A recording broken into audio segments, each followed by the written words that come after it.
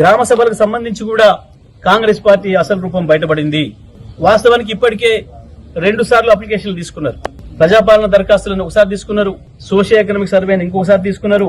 మీకు ఎవరెవరికి ఏం కావాలో చెప్పండి అని రాసిందే రాసుకున్నారు. మరి ఆ కాయిదాలని ఎక్కడ చెత్తపుట్టలేసిండ్రో కేవలం కాంగ్రెస్ పార్టీకి సంబంధించిన నాయకులు ఇచ్చిన లిస్టులు తయారు చేసుకుని ఇవాళ గ్రామాలకు వచ్చిండ్రు.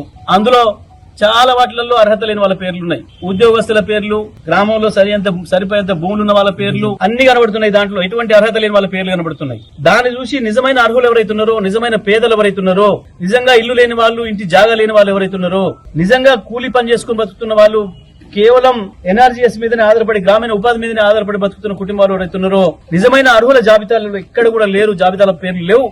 దాంతోనే వాళ్ళలో తిరుగుబాటు మొదలైంది. తప్పకుండా ఈ గ్రామీణ పేదల తిరుగుబాటు ఏదైతే మొదలైందో నల్గొండ జిల్లాలో, ఇది తప్పకుండా రాష్ట్రమంతటా కూడా అంటుకుంటది. కాంగ్రెస్ పార్టీని దహించి వేస్తుంది, అందులో ఏం సందేహం లేదు. మీరు ఏ రకంగా మోసం చేసి ప్రజల్ని ఓట్లు వేయించుకొని ఎట్లా అధికారంలోకి వచ్చిండ్రో ఇవాళ ప్రజలకు ఒక్కటొక్కటిగా అర్థమవుతుంది. వాళ్ళ కళ్ళు తెరుచుకుంటున్నాయి. తప్పకుండా ప్రజా తిరుగుబాటు కాంగ్రెస్ పైన తప్పదనే విషయాన్ని కూడా, ప్రభుత్వం పైన తప్పదనే విషయాన్ని కూడా ఈ సందర్భంగా నేను తెలియజేస్తాను.